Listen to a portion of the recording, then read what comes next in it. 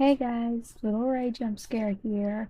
So, we've had some recording software issues, and because of that, the audio quality on this episode might not be as good as our previous ones. Instead of having everyone on a separate track, it all saved to the same track, so editing was not as clean as I would have liked to have done it. Also, Justin and I's recording for exploring the first floor of the Waltar house unfortunately was lost also because of these recording issues we've had. So, luckily, we didn't really do much. There wasn't much to miss.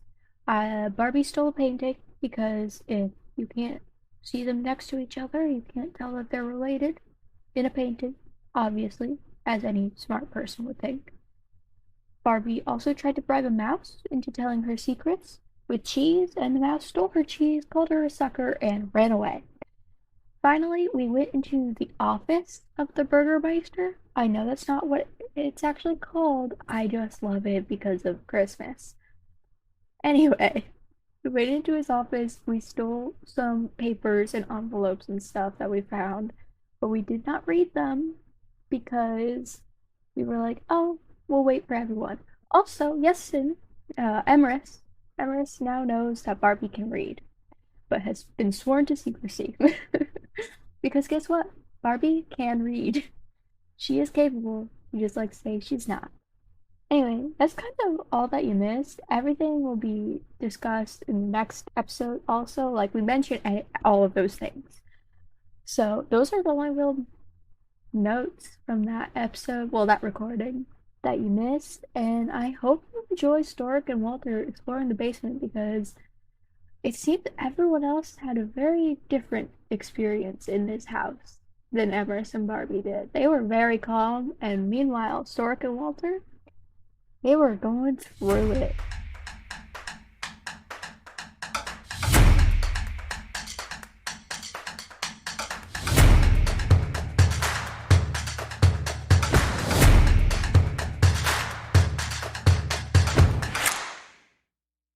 So, where we left off, everyone broke up into groups, and Walter and Storic are heading down to the cellar.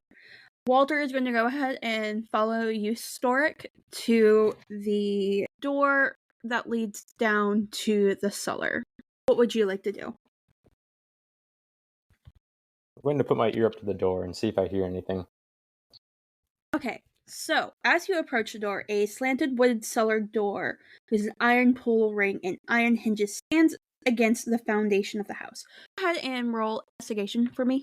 Yeah, it's going to be great. That's a 6.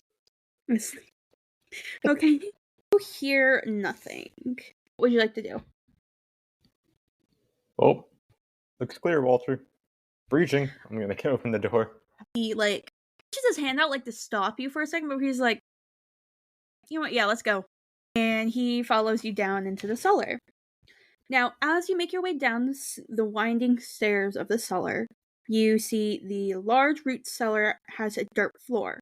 There are 2 ascending flights of stone steps that are enclosed by wooden railings standing across from one another. Tracks in the earth lead from one staircase to the other, and the other trails go from both staircases to the center of the bare west wall. 4 neatly made cots are set in a row against the south wall. Man, the people who live here moles or something? I don't know, man. Really Better don't. floors in a shack. Yeah, no, I've spent many a night in a barn that looks better than here. Alright, so as Walter descends following you, he is going to take a step straight down onto the bare dirt floor. You watch as he kind of sidesteps as a skeletal hand rises from the ground, attempting to grip his ankle. I'm going to need you to roll initiative for me. That's a 8 for initiative. Alright. And that is a 7 for Walter. Faster than Walter. Not sure if that's an Yeah. accomplishment. No, considering he's still... Oh, he's still drunk. Yeah, I was gonna say, I'm not sure if that's an accomplishment considering he's drunk. Alright, so you watch as 4 fully formed human skeletons pop out of the thing. Alright. So skeleton 1 is going to go ahead and use a short sword and attempt to attack Walter. So 14 plus 4 for a total of 18, which hits Walter. So that is going to be 5 damage dealt. Skeleton number 4 is going to go ahead. He's going to try and take a hit at you, Storic. Does an 18 hit? Yep. Alright. That's 8 damage. My bad. Ow, that mildly hurt. The final skeleton number 3, is going to take a hit with his short bow at Walter. And that's a 5 damage. Alright. Now, Stork, your turn. I'm going to rush down to within 5 feet of both these goblins here. Not goblins, skeletons here. Alright. And I'm going to make a swing against this one with my great axe. Alright. Go for it. That's a nat 1. Yay. Yeah, that kind of misses. Then I'm going to try to go for the backswing and make a second attack against the same goblin. No, skeleton. Jeez, why do I keep saying goblin? I don't know. Okay, that one's a little bit better. That's a 12. That just misses. Man. Alright. Now, Walter, first he's going to heal himself, and he's going to cast Cure Wounds at level 2. That's 12 healed back. So that was his bonus action. And then he's going to cast Thunderclap. He's going to cast it at the one right in front of him. So skeleton number 1 takes 5 damage. Or not number 1. Number 2 takes 5 damage. And so that is the end of Walter's turn. Skeleton number 4 is going to go ahead and ready his short bow and try and take a hit at Walter. So that is a 17, which does hit. And that is going to be 7 damage to Walter. Again. Skeleton number 1 is right in front of you, Storic. And he's going to take his sword out and try and slice at you. Does an unnatural 20 hit? Yeah. Sorry. Alright. So that will be 7 damage to you. Ouch. It's starting to slightly hurt. Work, what would you like to do? I'm going to do the same thing I did last turn. This time after taking a deep breath. Getting stabbed and getting angry. I'm going to take a swing against the first one. And that's a 9, so. Alright. That's... Yeah, that misses. Yeah, I was going to say, I'm going to try it again. Okay, that time that was a 13. That hits. Alright. And this is against skeleton number 1? The one right in front of you? Yeah. And I'm going to expend a martial die to use disarming attack. Alright. Meaning that I get to add I believe it's a D8 to the damage. Okay. So I'll roll for the damage. The damage is D12 plus D8. Wow, 1. So 11. 11. So 11 And, damage in total? Yeah, 11 damage total. And the skeleton has to make a strength saving throw Alright. of DC, I believe, 14. So that was a 4. Yeah, so he's going to drop his weapon. Alright. Okay, so skeleton number 1 just drop, it just drops. I'm going to use second wind too to try to get back some hit points. Alright, so that's 9 hit points back. Alright. And would you say you are within touching distance of Walter? I'm definitely within touching distance of him. Alright, he is going to go ahead and he sees how many hits you've taken and how bad you look. He is going to go ahead and cast, using his bonus action, he is going to cast Cure Wounds at first level. So that's 1d8 plus 3. Walter, no. Oh, no? I'm fine, Walter. Oh, you're fine? Until I fall over and I'm almost dead, I'm fine, Walter. Okay. Well, then he's not going to cast that. And then he's just going to go ahead and cast... Hold on. Let's see, what do I have? Stork would probably rather die than admit that he needs help. He needs help. He is going to cast Moonbeam at second level. So he's going to cast it 10-ish feet in front of him. So it is hitting skeletons 1, 2, and 4 perfectly in that radius. So all 3 of them have to make a con save.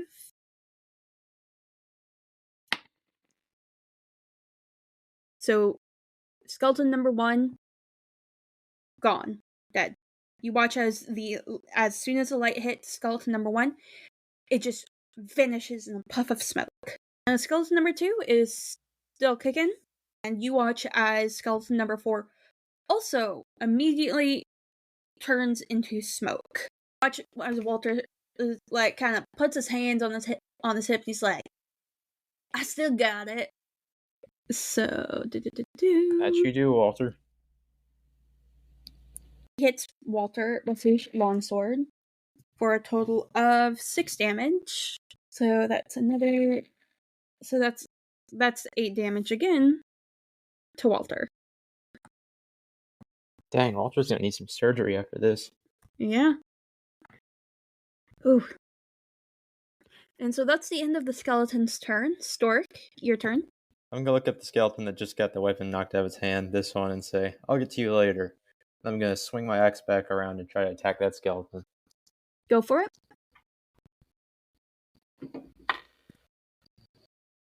Okay, that's another 13. That hits. I've not rolled above a 7 this session.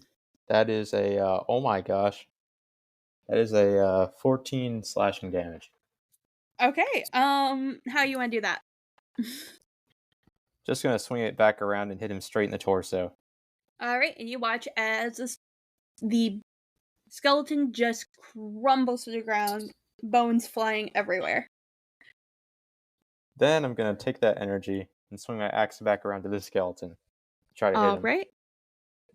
Go for it. Okay, that's a dirty 20. Yeah, so that hits. And how do you want to do this? Let's see. I rolled a 7, so I'd say this time I'm just gonna go for the ankles. Alright, and I guess as you pull your axe back to swing, as it makes contact, the skeleton just flops over to the ground, and the bones just make a Lego sound, kind of, as it scatters across the dirt floor. And that is the end of combat. So Walter just looks down at all the wounds, and he is going to be like, "Alright, that hurt." And he casts Cure Wounds at 3rd level at himself. Walter's really drunk today. Yeah. So that is a grand total of 7 points back. He also is going to create a good berry, because he is a nature cleric, and he's going to pop one in his mouth, healing him for 3 hit points. Goodness, Walter. You need to lay off the alcohol. Yeah, I probably should. I don't want to, though. You know? I believe that's called being a drunkard, Walter. And he kind of just, like, throws his hands up in a shrug. He's like, that's my whole thing. You I know? see. Perhaps you should get new hobbies. I'm here, ain't I?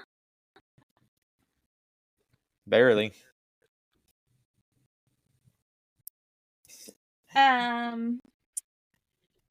You know,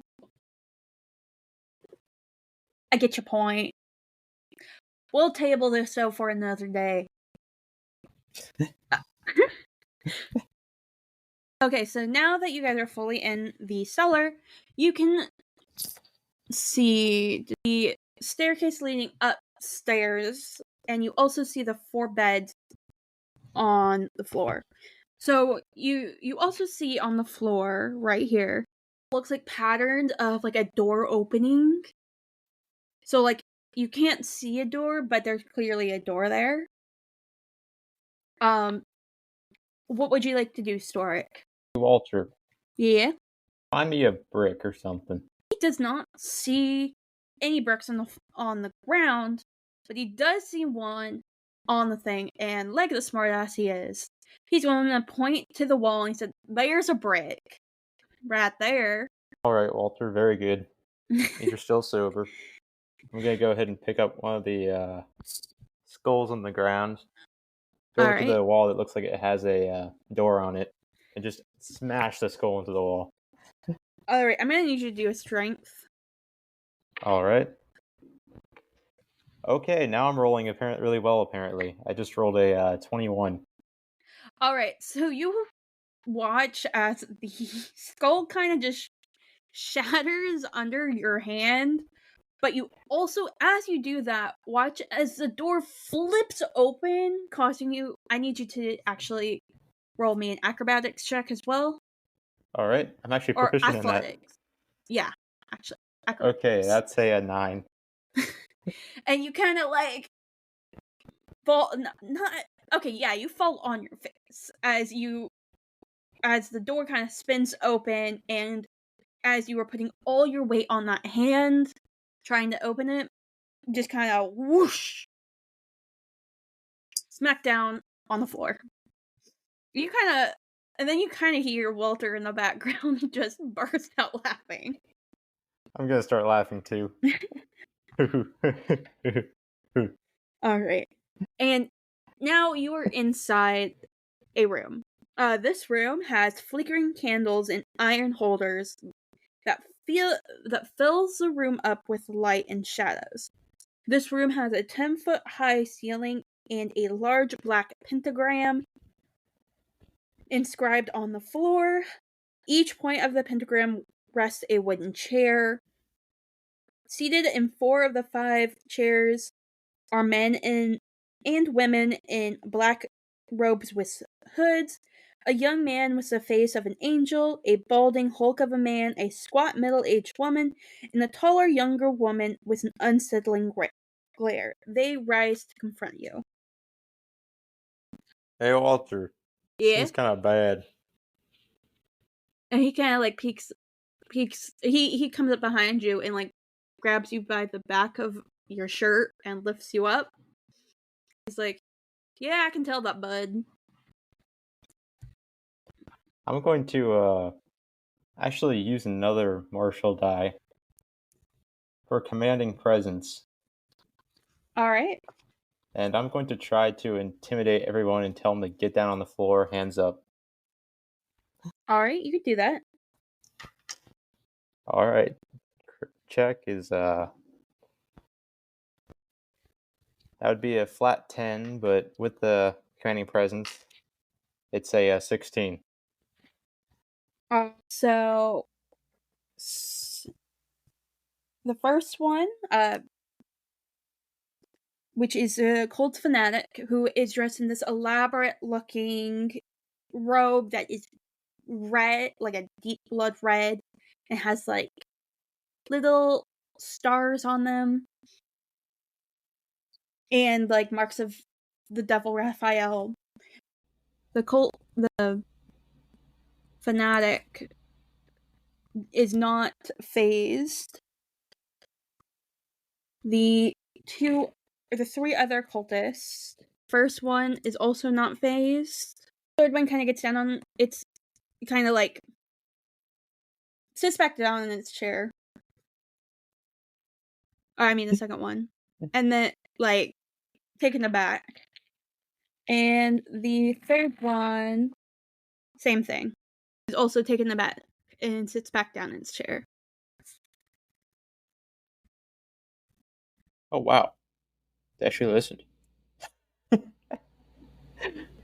Two of them, fanatic, whose name they do not give, just keeps staring at you and asks you, "What are you doing here?"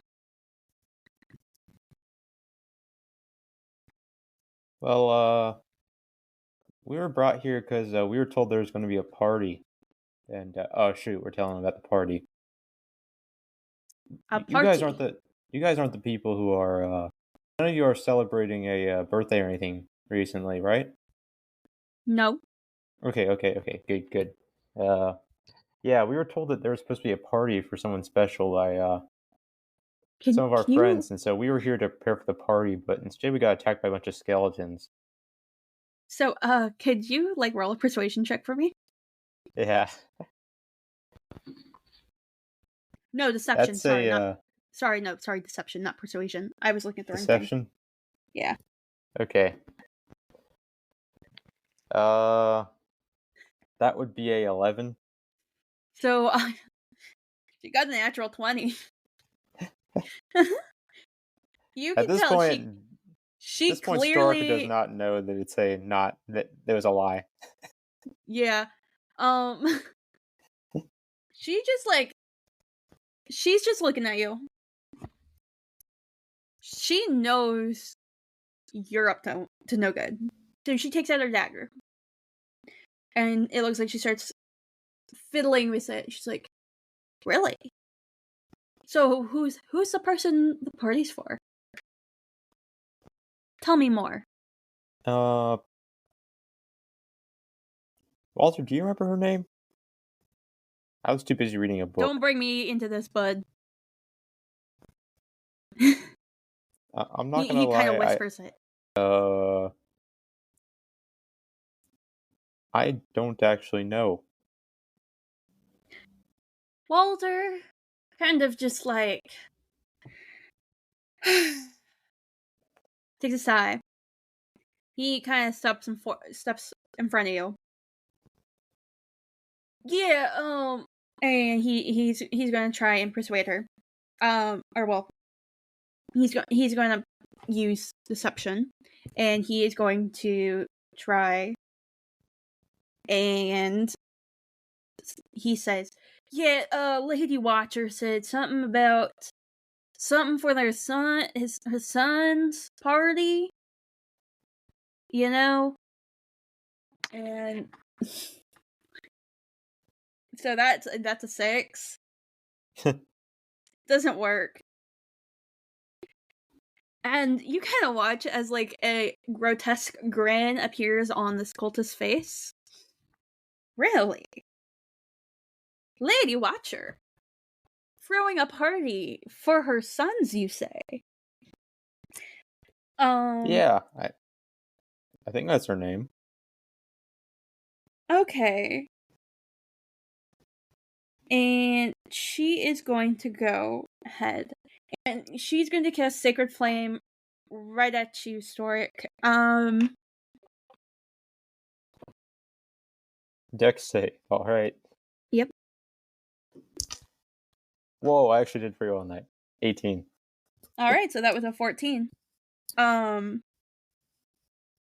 and I am going to need you to roll initiative. Alright, so Waltar is going to go ahead and still kind of riding that hide from using... he is going to cast Spirit Guardians. Oh no. He casts Spirit Guardians on himself. And he is going to run into the center of the room. So the Fanatic, that's what I'm doing first. That is a 6, and he misses. So he takes 7 damage. Cultist number 2 is going to go. And that's a 13. So he takes half damage, I believe. So that it gets 6 damage dealt. Waltar is also going to go ahead and cast Cure Wounds again at him on himself at 2nd level with his bonus action. So that's 12 damage back to him. Or, well, points. Alright, so he's looking way better now. So that's the end of his turn. Cultist number 2. Okay, so Cultist number 2 is going to go ahead and do a Wisdom throw again. So that's a 16. It does half damage. That's why Spirit Guardian is nasty. Just being around the person's enough too. So Cultist number 2 doesn't turn to ash, but its body, or the cultist's body immediately chars up. Kind of shrivels. They expire. They expire. Now cultist number 3 is going to do the same thing. And the same thing happens to him.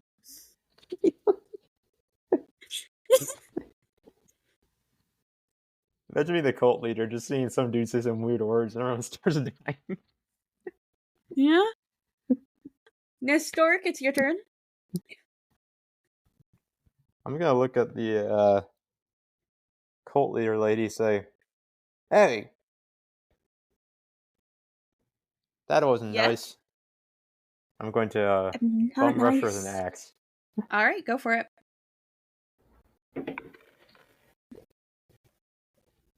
Oh yeah, that's a 15. That hits.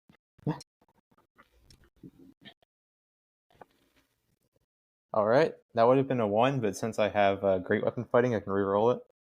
Alright. I'm glad I did, because that's now 12 now, making it for 15 damage. Alright. And then seeing that, I'm going to take a second attack. Alright. That one's not as good, only 12. Only 12? 12 to hit, that misses. Yeah. That just barely misses. No, watch as the Colts, takes back a step. Still standing. Then I was going to use Action Surge. Okay. To make 2 more attacks. Alright. Okay, that one's a lot better. That was a 24. Alright, that hits. So that's 6 damage. No, 9 damage. 9 damage. Alright. Then another attack. That one does not hit. That's All 11. Right. Okay, yeah. And this fanatic is now looking really bad. Cultist number 2 is going to make a wisdom throw. So that was a nat 20. Still takes half damage. Vaporizes. Jeez. I should not have forgot. This would have helped so much earlier. Yeah, Spirit Guardian's busted. Yeah. And Fanatic does an 8. And you watch as the Fanatic kind of also goes up in flames. Because it doesn't matter if they took half damage, they still would have been dead. Kaput. Alright, and that's the end of combat. Goodness. That was probably the quickest combat we've had. Yeah. In the history of this campaign. It's amazing what happens when you can actually hit. Yeah. Yeah, no. Or you have a cleric that actually thinks what to use. Have spirit guardians. Yeah. So. Jeez Louise, Walter. What can I say? I'm a man of many talents. Some hidden, some not. Just gotta find out, you know? Yeah. I think I might write a story about you one day. Ooh. Only good things, I imagine. Yep. Alright. And so what would you guys... I said, what would you guys like to do? Like, I'm not the other person.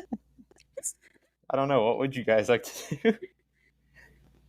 Well, I think we should just explore the rest of the cellar. First off, I'd like to investigate this circle. Alright. Just don't feel alright. Can you roll an investigation check for me? Yeah, that's going to be great. Wow, that was actually 11. That's not bad. Alright. So, you can tell that this is just a standard summoning circle. It looks like that these cultists, before you interrupted them, were summoning, most likely, Raphael to do something with it. You don't know what. Probably Raphael? looking for... Yeah, Raphael, the... Oh, wait, you weren't... Wait, did they tell you the name of the demon? I don't know. Yeah, I don't know if, Savale told you guys the name of the demon. But he definitely didn't tell you, but didn't tell Walter. But you could tell this was like a demon summoning circle. Goodness gracious. Glad we killed those magic users. Yeah? Yeah. And... Always up to no good like this. At least that's what my mama says. That's what her papa said, and that's what her papa said. Cultists are nasty, nasty things, you know? Yeah. Did I ever tell you about the time my uncle found some cultists sitting in the woods somewhere? Really? What do you do? Man, they had their skull collection on the wall for years. He said one of them screamed like crazy. So he'd never forget it. Respect. Yeah. My uncle's a pretty cool guy. At least until he got hit by that Auroch. He didn't really survive that one. Yeah, and you kind of watch as Walter goes over to inspect the pentagram and touches the ground and kind of like sniffs it as he is inspecting, and he's going to roll Arcana. So that was a 19 for a grand total of 23. And what he can tell you, he kind of turns to you and he's like, brother, this was fake. I'm pretty sure these cultists were real, but this was fake. You can fake summoning circles? I mean, yeah, this is just paint. Like there's no magic.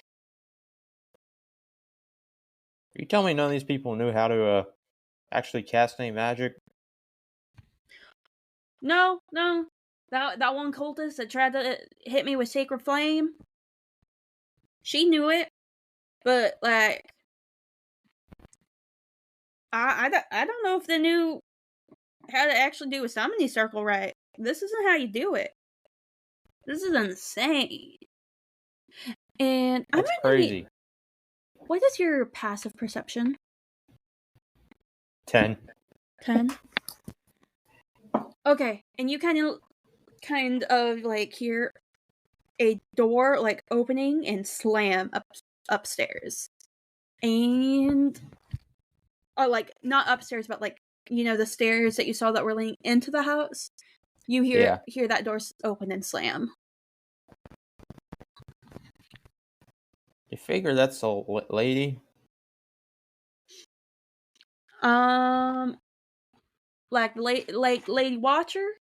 Yeah. I have no idea. Let's go check it out.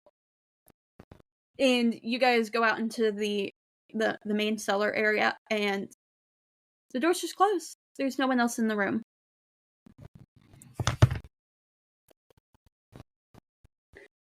I think someone might have gotten away. That one chair is empty.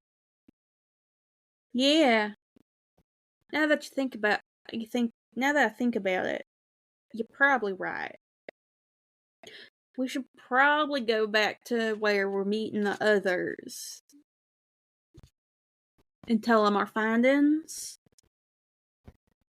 Yeah. A level of 1 to 10, how screwed do you think we are? I don't know, man. These people were easy to kill. I'd say probably a 2 or 3. And if that person got away, they probably, like, knew they were outclassed, you know? Yeah, but they might try to get someone better.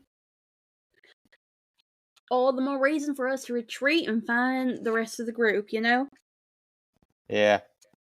If anything, it sounds like more of a killing opportunity for me. Yep. No, it sounds more fun for me.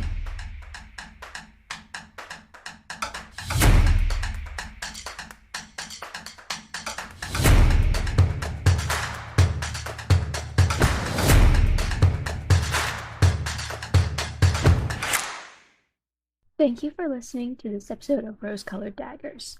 Please leave a review, rating, like, comment on whatever platform you're listening from. I hope you enjoyed, and we'll see you in the next one.